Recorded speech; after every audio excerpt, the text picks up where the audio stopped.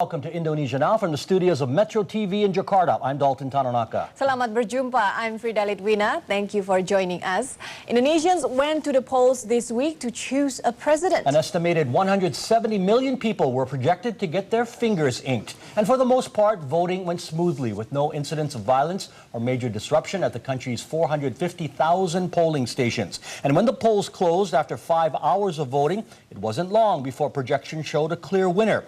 Media quick counts and early official results showed incumbent Susilo Bambang Yudhoyono taking more than enough votes to win a second term outright. His two opponents had hoped to force a runoff, but SBY won more than the required 50% threshold. Indonesia Now's Andini Effendi has been on the campaign trail all year. She's here now with the story behind the Yudhoyono victory. Andini, not much suspense on election night? Not at all. In fact, the results were pretty much unchanged from the first one.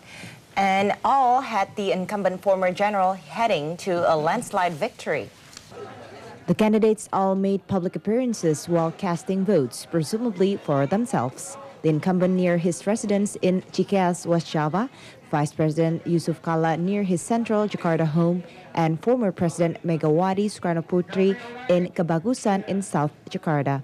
The challengers were hoping to at least force a second round by preventing Yudhoyono from winning a majority.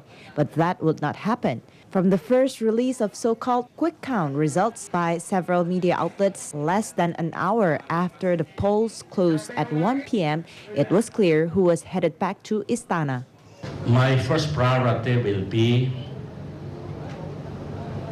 recovering our economy from the impact of the global economic crisis. Our economy is working well, actually, but we realize that the global economic recession is not over yet. We have to do more. Building good governance is also my main concern, combating corruption, bureaucratic reforms, and building climate that is conducive for economic development and also international cooperation such as investment, trade, and other forms of economic cooperations. Jelajahi cara baru mendapatkan informasi. Download MetroTV Extend sekarang.